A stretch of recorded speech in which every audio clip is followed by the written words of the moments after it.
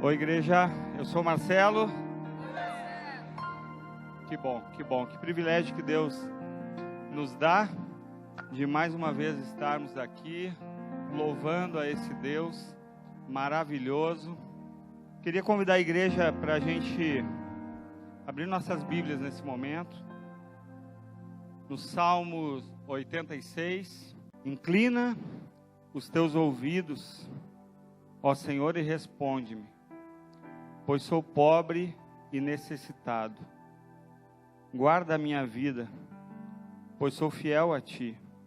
Tu és o meu Deus, salva o Teu servo, que em Ti confia.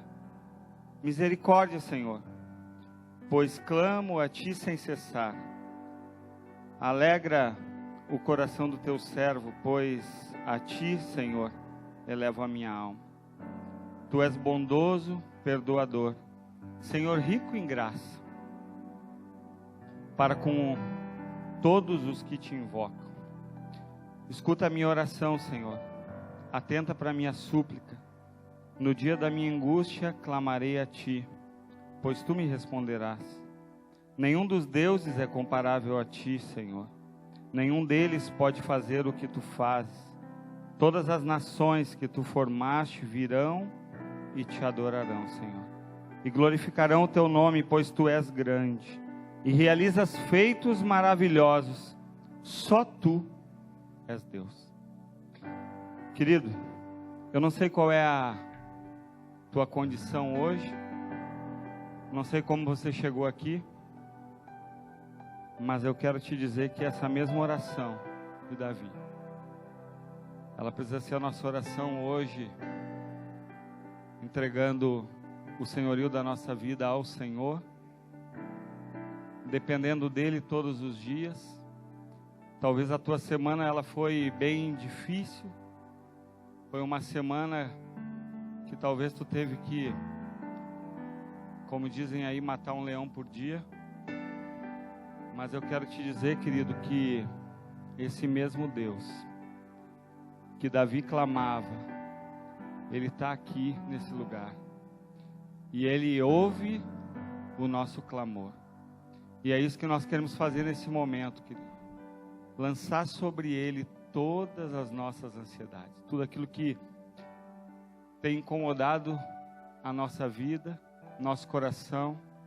Nós queremos nesse momento agora orar e entregar a esse Deus, porque Ele é poderoso, e Ele quer nos livrar das nossas dificuldades, nos conduzir a lugares, a águas tranquilas.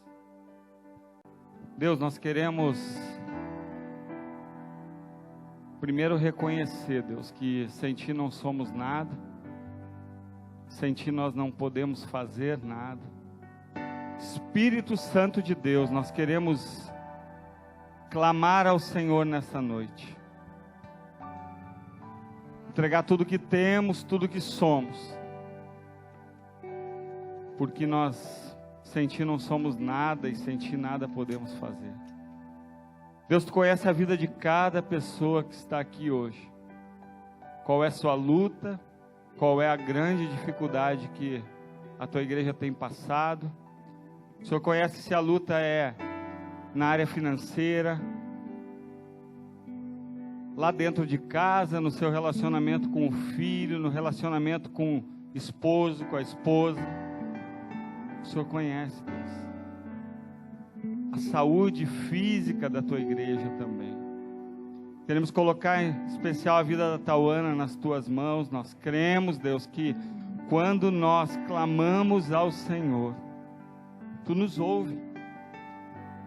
E Tu vem em nosso favor, trazendo cura, trazendo libertação. E é isso que nós queremos clamar nessa noite, te pedir, Espírito Santo de Deus. Toma essa igreja nas Tuas mãos. Faz tudo novo. Oh Deus, que cada dificuldade nossa possa servir, Deus, de algo novo na nossa vida, Pai.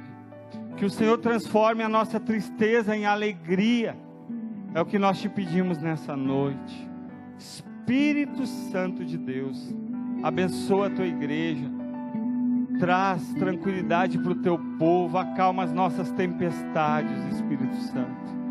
Muito obrigado, Deus, porque tu nos olha com um olhar de amor, de graça e de infinita misericórdia.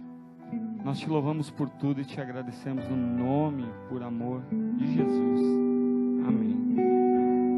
Olá, igreja, eu sou o Ranulfo. Tudo bem com vocês?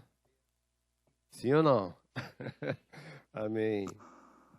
Pai, nós queremos clamar pela vida da Vânia.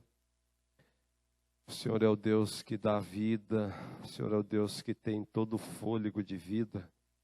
Sopra agora sobre a vida da Vânia o teu fôlego de vida. Nós pedimos a tua cura, a tua restauração de todo impacto dessa queda, que a Vânia possa ouvir a tua voz chamando ela de volta para a vida. Nós te pedimos isso na autoridade e no poder do nome que é sobre todo nome, o nome de Jesus. E nesse tempo também, Pai, eu quero pedir a tua graça sobre as nossas vidas, em que vamos refletir a tua palavra. Nos ajuda a não só receber ela de bom grado, mas viver aquilo que o Senhor tem para cada um de nós. Eu te peço isso no poder do nome de Jesus. Amém. E que eu não atrapalhe esse negócio aqui. Amém? Glória a Deus. Gente, eu queria começar indicando um livro. Eu fui abençoado pelo Shene com o livro O Barro e a Obra-Prima. Eu vou citar ele nessa nossa reflexão. Você que quer crescer espiritualmente, ser mais parecido com Jesus, por favor, esse livro aí é de suma importância para a tua vida espiritual, para o teu crescimento. Me abençoou muito e eu estou indicando para você. Amém? Nós vamos andar no tema hoje sobre o olhar de Jesus. E eu quero ler então alguns versículos do capítulo 7 do Evangelho de Lucas. Nós não vamos ler todo o capítulo, mas eu quero citar alguns versículos e depois você tem em casa tempo para fazer isso. Mas Evangelho de Lucas, capítulo 7, eu quero destacar alguns versículos e a gente poder entrar nesse tema sobre o olhar de Jesus. Lucas, capítulo 7, o verso 20 e 21 e o verso de número 22. Diz assim: dirigindo-se a Jesus, aqueles homens disseram: João Batista nos enviou para te perguntarmos: és tu aquele que haveria de vir ou devemos esperar algum outro? Uma pergunta. Mas olha o que acontece nesse verso 21. Os discípulos de João então fizeram a pergunta para Jesus: és tu? E aí diz assim, olha, naquele momento Jesus curou muitos que tinham males, doenças graves e espíritos malignos, e concedeu visão a muitos que eram cegos. Aí veio a resposta no verso 22. Parece que Jesus fez uma pausa depois da pergunta, manifesta a cura no meio das pessoas que estavam ali. E ele diz, olha, então ele respondeu aos mensageiros: voltem e anunciem a João o que vocês viram e ouviram. Os cegos veem, os aleijados andam, os leprosos são purificados, os surdos ouvem, os mortos são ressuscitados e as boas novas são pregadas aos pobres. Verso de número 33 e 34 e 35, desse mesmo capítulo. Pois veio João Batista, que jejua, não bebe vinho, e vocês dizem, ele tem demônio. Veio o Filho do Homem, comendo e bebendo, e vocês dizem, aí está um comelão e beberrão, amigo de publicanos e pecadores, mas a sabedoria é comprovada por todos os seus discípulos. Ainda aí no Evangelho de Lucas, capítulo 15, o verso de número 1 e 2. Diz assim: todos os publicanos e pecadores estavam se reunindo para ouvi-lo, mas os fariseus e os mestres da lei o criticavam. Esse homem recebe pecadores e come com eles.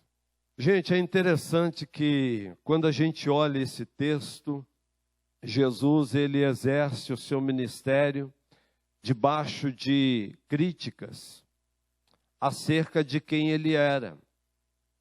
Na cabeça de um fariseu, ele era aquele tipo de homem que tinha uma postura religiosa, onde existia classe de pessoas para esse fariseu. Ou seja, nós fariseus estamos aqui, um pouco mais abaixo estão os publicanos, e lá na raspa do tacho estão os pecadores. Então eles olhavam meio que de cima para essa classe inferior. E quando Jesus aparece para manifestar o seu ministério, Jesus não dá privilégio para aqueles que estão na classe superior. Ele começa a se relacionar com esses publicanos e pecadores. E isso então gera um questionamento no coração daqueles fariseus, dizendo: esse daí não pode ser profeta, porque olha o tipo de gente com que ele está se relacionando, né? Vamos pensar naquele provérbio mundano que diz assim: me diz com quem tu andas, que eu direi quem tu és. Já ouviu isso? Então pensa Jesus andando com os caras que eu daria o nome de tudo curva de rio. Tudo que é tranqueira enrosca ali. Não vale nada. É os imprevisíveis. E Jesus então começa a se relacionar com essa turma. E esses fariseus então, eles começam a questionar acerca da divindade de Cristo. Você está rindo, mas você estava nessa curva também. Eles começam a questionar, porque Jesus então, ele aparece para se relacionar e para manifestar a sua glória, o seu poder, para esse tipo de gente. Gente que reconhece as suas misérias, o seu pecado, né? Tem até um forró que diz: você não vale nada, mas eu gosto de você. Parece que Jesus é bem isso aí. Jesus olha para esse tipo de gente. O olhar de Jesus, então, o que é que Jesus tem a capacidade de enxergar nas pessoas que nós, os seus discípulos, seguidores, às vezes temos dificuldade de ver? Quais são os preconceitos do coração, as limitações que nos impedem de ver o outro com o mesmo olhar de Jesus? Esse livro que eu citei, O Barro e a Obra-Prima, esse autor ele foi muito feliz porque ele usa uma ilustração de que imagine você andando de uma cidade, num beco, em uma viela, e você encontra uma caçamba de lixo. E dentro dessa caçamba tem um quadro, uma obra de arte, mas ela está tomada pelo barro. E você passa, você olha aquele quadro e você desconsidera, porque você diz: olha, é lixo, está coberto de barro. Mas tem alguém que entende de arte e passa por ali e consegue enxergar o que você não viu. A pessoa que entende de arte olha aquele quadro e vê um pequeno detalhe e reconhece que aquilo é uma obra-prima, que aquele quadro ele é original, que ele tem um valor. Mas ele precisa agora ser levado para um restaurador que vai ter todo o trabalho de remover aquele barro, com toda a técnica, delicadeza, instrumento. Isso leva tempo para aquela restauração ser feita. Mas à medida que esse restaurador ele começa a remover o barro, ele começa a ver mais a obra do que o barro. E aí ele diz que é assim que Deus nos olha. Ou quando Deus olhou para mim, para a sua vida, nós estávamos cobertos pelo barro do nosso pecado, mas o olhar do nosso Senhor e Salvador transpassou esse barro. E Ele viu que eu e você éramos a obra-prima, desfigurada, é verdade, meio sem parecer e sem formosura. Mas é isso que os olhos de Jesus veem quando olham para a gente. E esse processo de remover o barro é dele. É assim que Deus nos olha. Então tem um contraste entre as atitudes de Jesus e desses fariseus. Porque quando Jesus se relaciona com esse tipo de gente, pensa no Zaqueu, que era um publicano, cobrador de impostos, ladrão. A lei dizia, cobra 1, ele cobrava 4.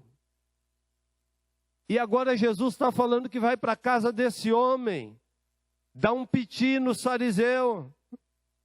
Ele não sabe com o que ele está lidando, ele vai ser roubado lá. Porque Jesus olha além do barro, Jesus não olhava o publicano, o ladrão, olhava um coração sedento por arrependimento, de querer encontrar sentido para a sua vida e para a sua história. Jesus nos olha além dos nossos pecados. É isso que Jesus enxergava em Zaqueu. Um coração sedento que desejava um novo estilo de vida. Jesus não aparece na vida de Zaqueu para oferecer correção, mas relacionamento. Desce, eu quero ir para a tua casa hoje. Eu quero passar a noite com você.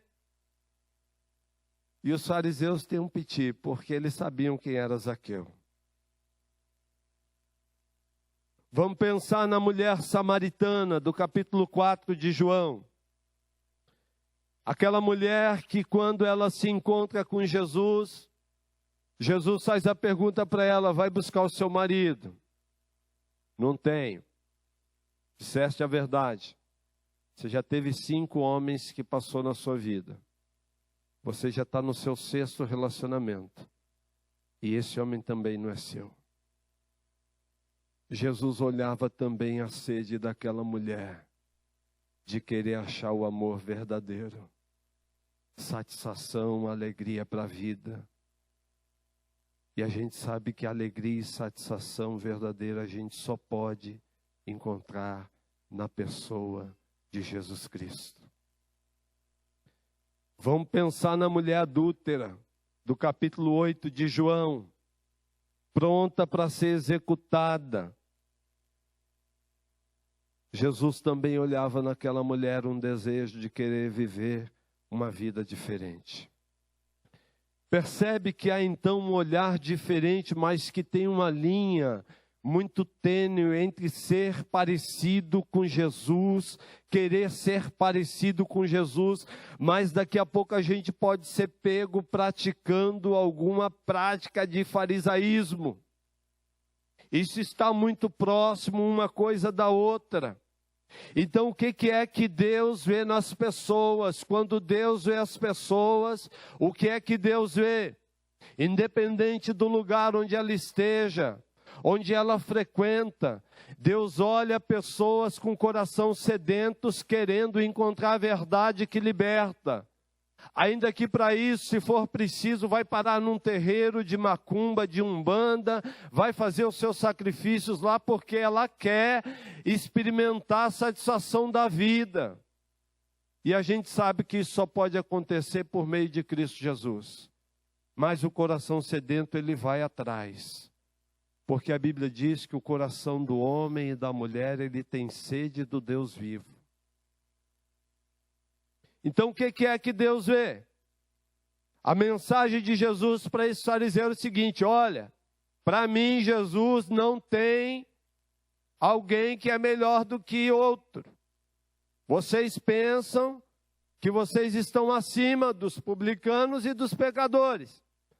Mas vocês não estão, está todo mundo no mesmo nível. Jesus diz, olha, eu não faço acepção de pessoa. Porque na cabeça desse fariseu era o seguinte, olha, eu não pequei tanto. Eu não aprontei tanto. Eu sou melhor. O que é que Deus vê? A Bíblia diz em Romanos 3,10 que Deus olha para a terra, procura um justo, e Ele não encontra. E aí Romanos 3,23 vai dizer, porque todos pecaram e destituídos estão da glória de Deus. Todos pecaram, todos pecaram. Ninguém se safou. Ninguém se conseguiu se auto-justificar diante de Deus. Então vai dizer que o olhar de Jesus, então, ele não faz acepção de pessoas. Jesus não olha para um e diz, olha, você é melhor do que fulano, você pecou mais, você pecou menos. Está todo mundo no mesmo nível, precisando do mesmo sangue do Cordeiro, do mesmo perdão, da mesma graça. Tiago, capítulo 2, ele vai dizer, meus irmãos, como crentes, no nosso glorioso Senhor Jesus Cristo, não façam diferença entre pessoas, tratando-as com parcialidade. Faz parte do nosso crescimento, nos nossos relacionamentos, eu e você olhar as pessoas de forma igual. Não tem um é mais queridinho do que o outro. É igual. É assim que Deus olha. É assim que Deus vê. Mas eu e você às vezes fazemos uma diferença. Olhamos o outro com diferença. Você certamente já atendeu o telefone de alguém, você ouviu a voz da pessoa e você fez um pré-julgamento. Meu Deus, isso deve ser uma carne de pescoço. Você faz esse juízo ou não? Ou só eu? Vem rolo por aí, você diz. E aí você tem a oportunidade de conhecer a pessoa,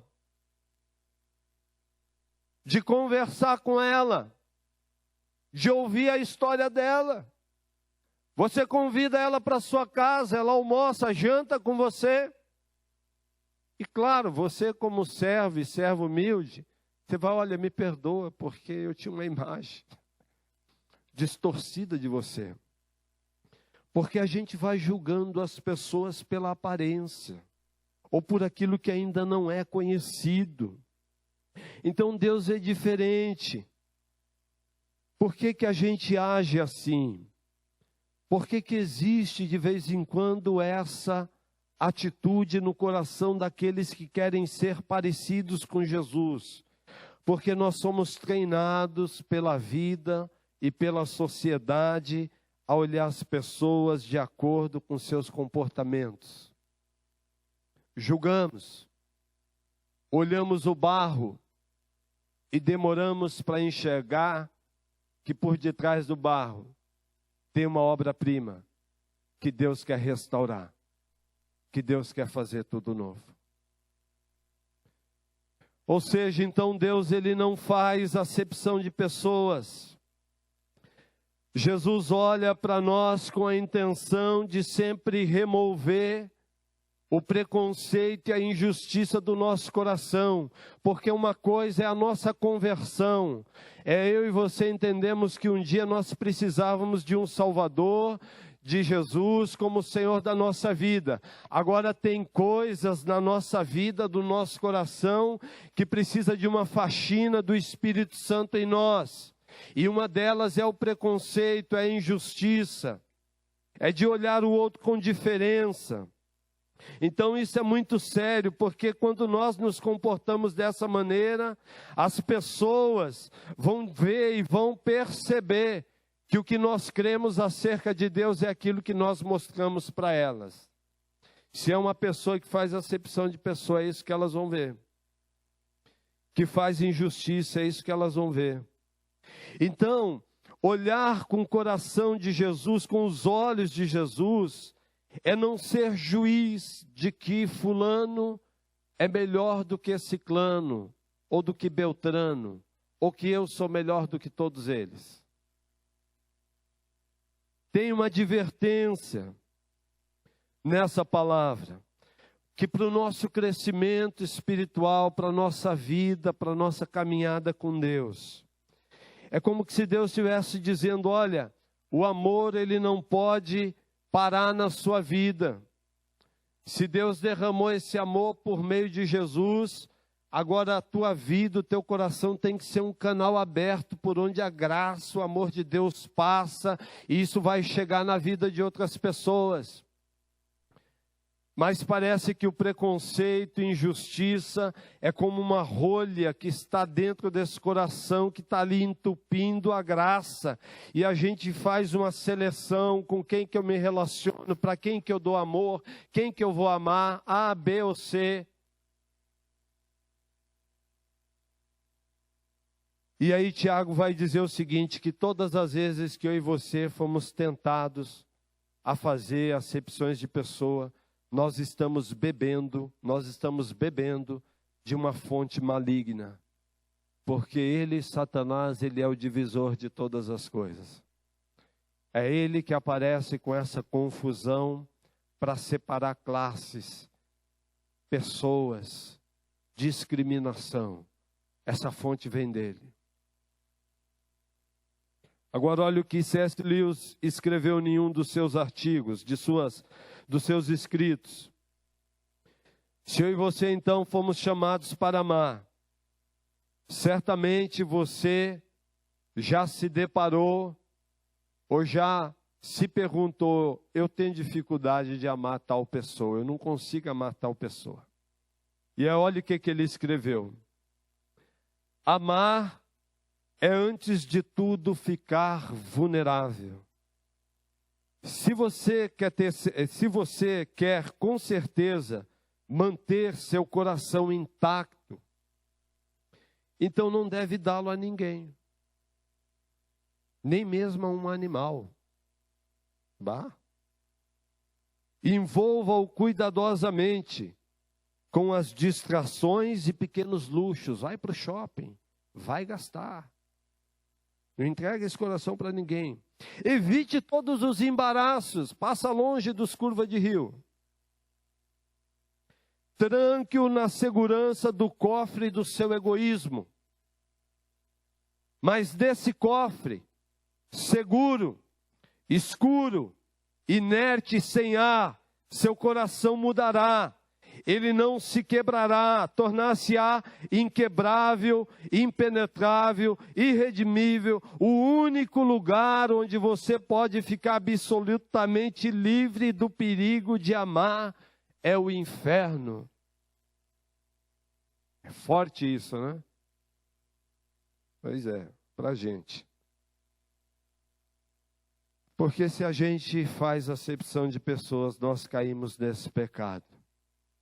Se o amor de Deus para na nossa vida e nós não olhamos as pessoas com o mesmo olhar de Jesus, nós vamos estar bebendo dessa fonte que é maligna, que ela não provém do Pai, ela não vem de Deus. Jesus, então, ele não olha a aparência, o exterior, mas sempre o que há no coração. Deus vê o coração. Lembra da viúva pobre? O que Jesus via, o coração. Jesus não julgava as pessoas pelo seu passado, mas ele via o potencial do futuro. Vamos pensar em Paulo. Pense em Paulo, perseguidor da igreja. E se ele precisasse ser julgado por Jesus, Jesus não julgou Paulo pelo seu passado, mas ele via o potencial no futuro daquele homem chamado Paulo. Deus quer nos livrar então desse olhar preconceituoso. Quando Jesus olha para qualquer pessoa que está à nossa volta, a começar da nossa casa, com quem nos relacionamos, Jesus olha nas pessoas somente com um propósito. Um dia vai ter a possibilidade de Deus chegar na vida dessa pessoa e tudo vai ser restaurado para a glória de Deus. É assim que nós temos que andar como igreja. Olhar para as pessoas sabendo que um dia X marcado na agenda do Altíssimo, a possibilidade de Deus vai chegar para essa pessoa.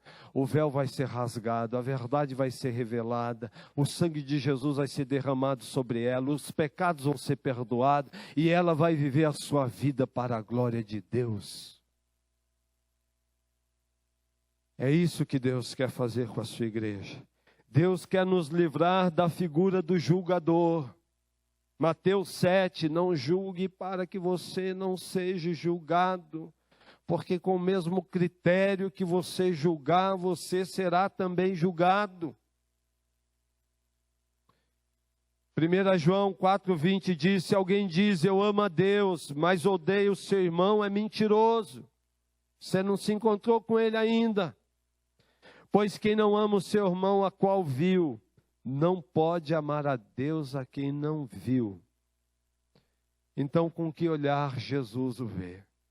Como é que Jesus olha para as pessoas?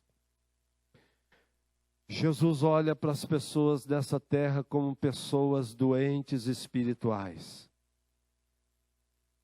Foi ele que disse, olha, eu não vim para os sãos. Lembra os fariseus? Não precisamos de Deus, não.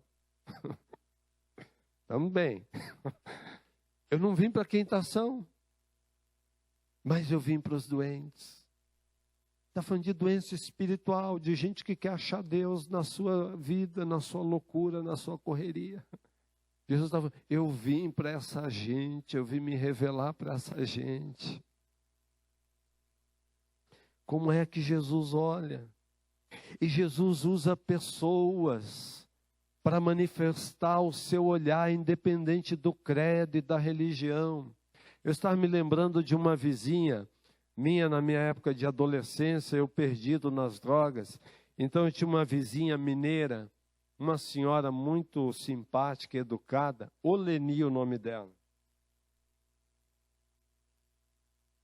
Então depois que eu fumava o meu baseado, eu ia para lá para filar a boia, porque aquele tempero mineiro, um negócio era fantástico.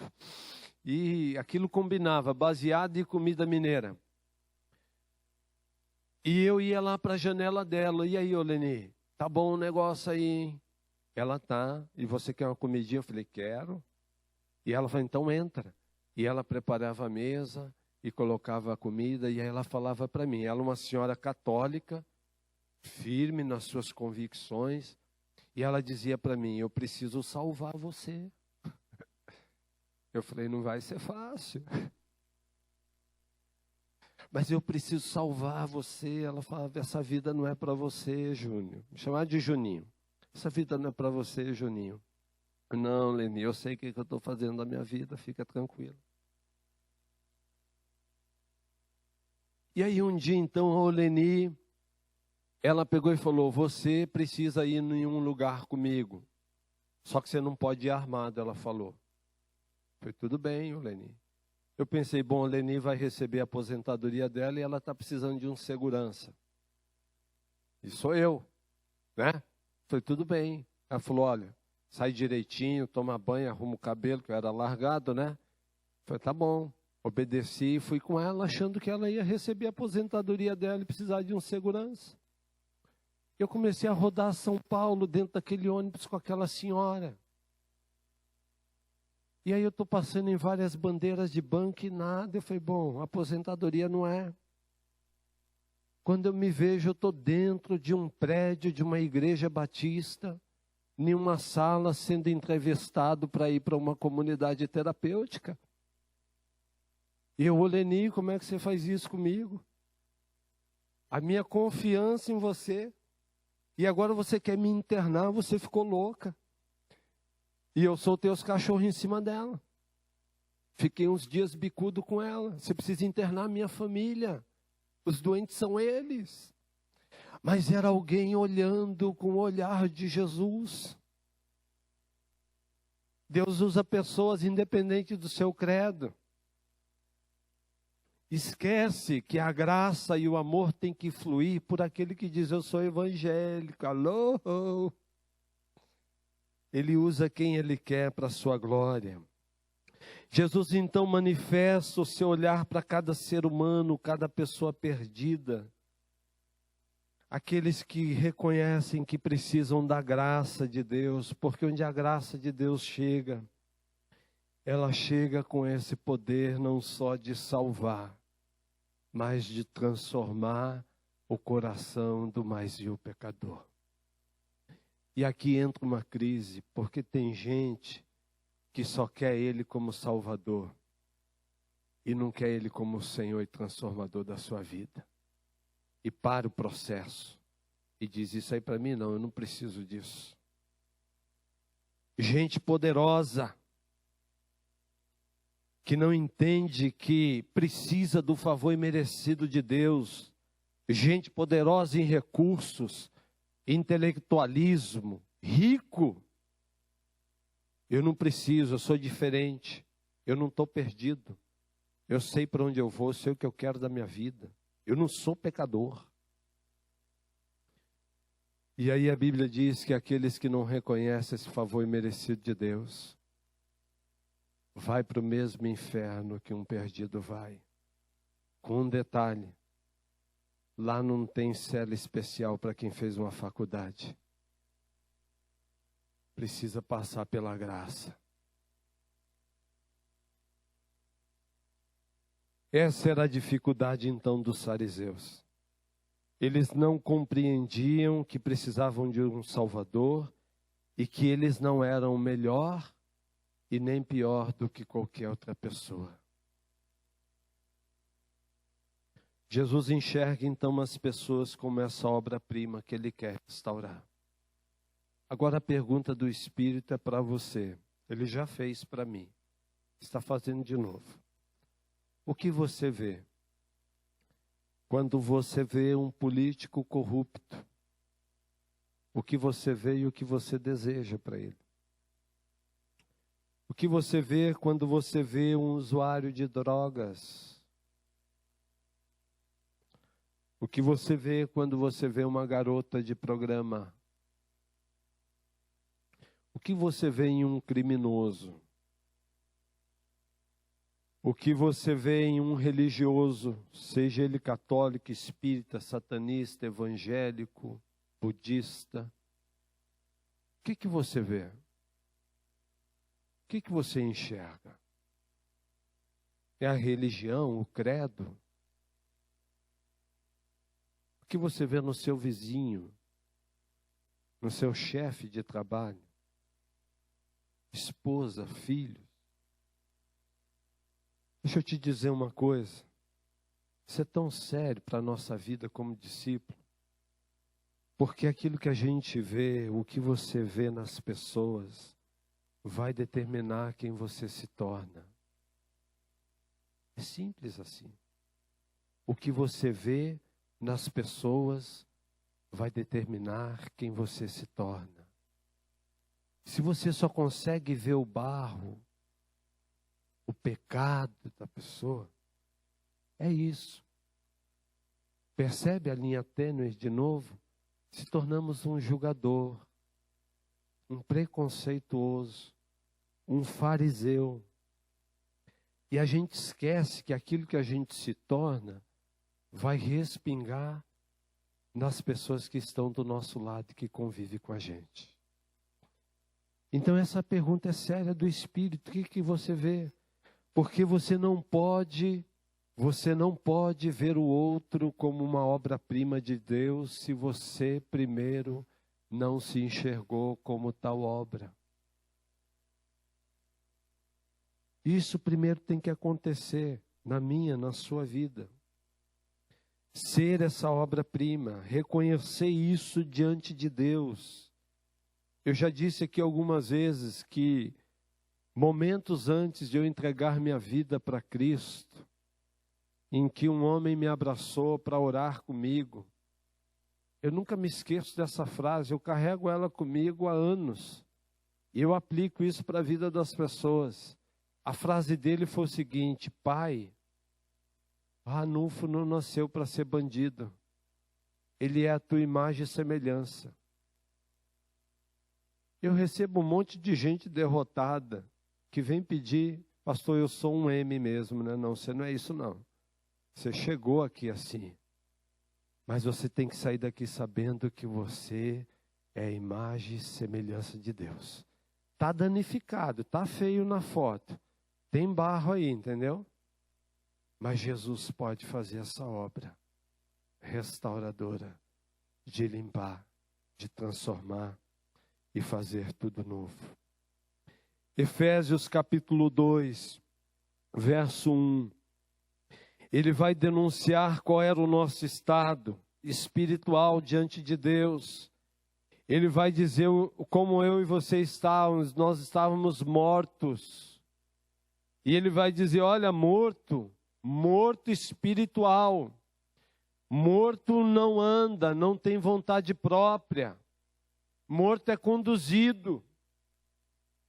Mas ele diz assim, olha, mas ele vos deu vida, estando vós mortos nos vossos delitos e pecados. Se hoje a gente vive espiritualmente para a glória de Deus, é porque um dia o Espírito Santo veio e soprou e manifestou a vida em nós através de Jesus. Porque estávamos mortos.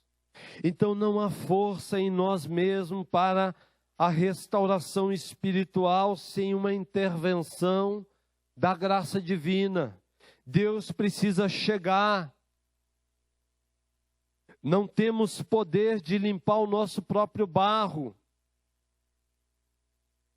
Isso só é possível por meio da graça, o favor imerecido de Deus. Então, o que você vê é importante. O que você vê a partir da tua vida antes de olhar o outro.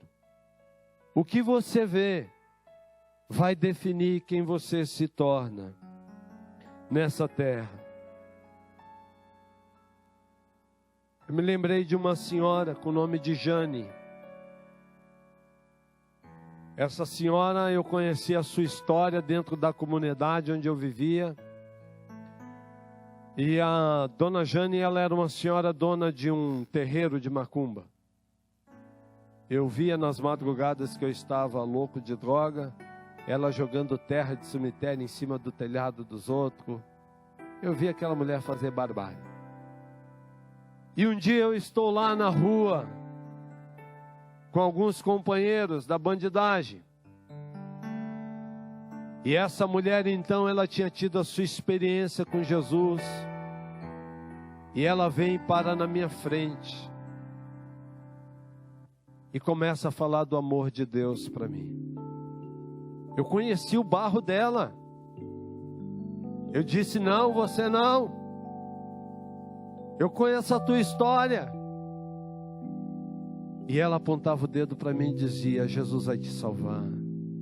Ele vai transformar a tua vida, Juninho.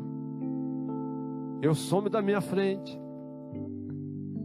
E aquela mulher cheia do Espírito Santo, com ousadia, falando do amor de Cristo. O mundo dá volta. Os anos passaram. Eu me converti. E eu estou dentro de uma comunidade terapêutica fazendo a minha listinha de reparações. A lista grande. E o Espírito fala, coloca aí o nome da Jane, por favor. Vai tomar um cafezinho com ela. E aí eu fui com a minha cara lavada, tomar um café com a irmã Jane. E eu dizia, por onde que eu vou começar? Eu tenho que pedir perdão, porque eu lembrava da cena. E ela me recebeu com muito amor, naquela casa muito simples, humilde. E eu disse para ela, a senhora sabe que eu não vim aqui só orar com a senhora, né? E ela disse, não, que mais? E aí eu lembrei ela aquele dia, aquela data. E aquela mulher falou para mim, não, Juninho. Eu vi que não era você. Eu estava te olhando com os olhos de Jesus. Porque a minha luta não é contra a carne, nem contra o sangue. É contra principados e potestades. Deus faz isso na nossa vida. Ele muda a nossa ótica de ver as pessoas e de ver o mundo. Como igreja de Jesus, Ele quer fazer isso em nós, amém? O Espírito, Ele quer nos ajudar a ser igreja nessa cidade, de olhar para as pessoas, enxergando nelas a possibilidade que um dia Deus vai se manifestar na vida delas. E onde a graça de Deus chega, quando a graça de Deus chega, tudo se faz novo. Eu quero concluir. Quando a Bíblia diz que Deus criou o homem à sua imagem e semelhança, que tudo era perfeito, a Bíblia diz que o pecado entra e estraga essa perfeição. A Bíblia diz que esse mesmo pecado, ele teve o poder de fazer separação entre o homem e Deus. Mas Deus tinha um plano por meio do seu Filho Jesus.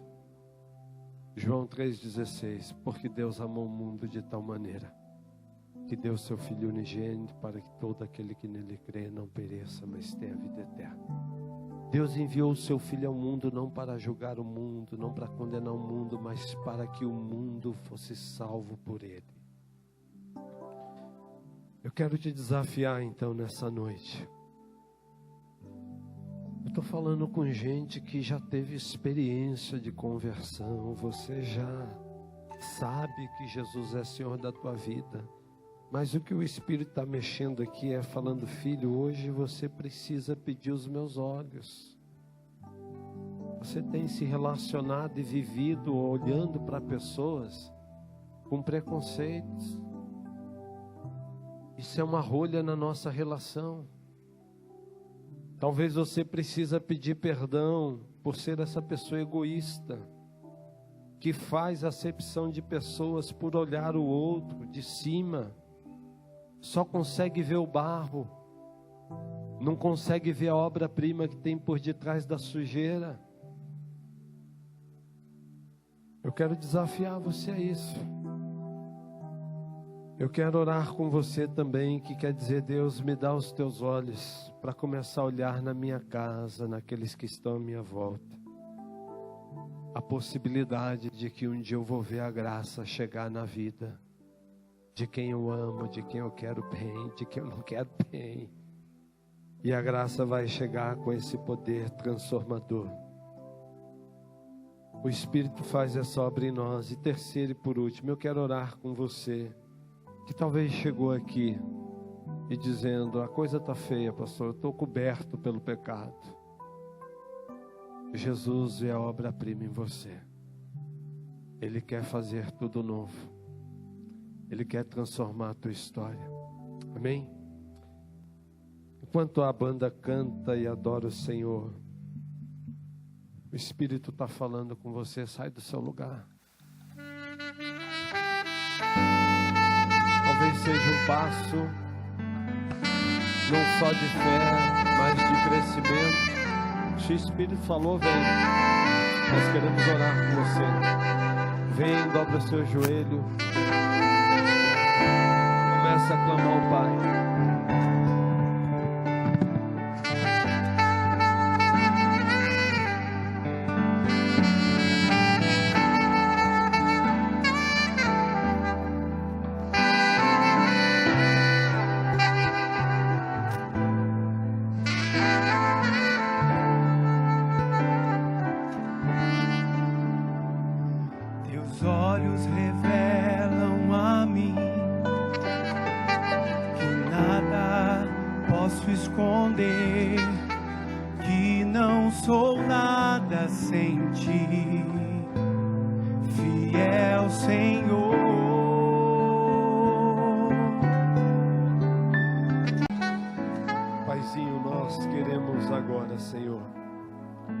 O Senhor conhece os teus filhos e filhas aqui na frente, de joelhos dobrados diante do Senhor. O Senhor conhece a luta, a batalha, o desejo de cada um de querer ser mais e mais parecido com teu Filho Jesus. Pai, faz essa obra em nós, nos ajuda a ser essa igreja que anda por essa cidade olhando pessoas com teu olhar, Senhor. Nos livra de todo laço, de toda cilada do farisaísmo. Pai, nos ajuda a ser o Senhor nessa terra, ser os teus braços, as tuas mãos, os teus pés, os teus olhos. Pai, nós clamamos agora por cada família aqui na frente representada. Pai, dá do teu Espírito, dá um novo ânimo, uma nova força, revigora, renova, Senhor, faz tudo novo.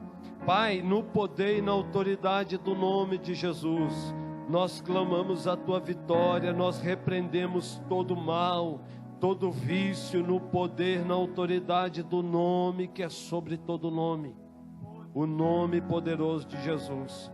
Pai, nos dá uma semana abençoada no poder e na autoridade do teu Espírito. Nós oramos assim, agradecidos no nome de Jesus. No nome de Jesus.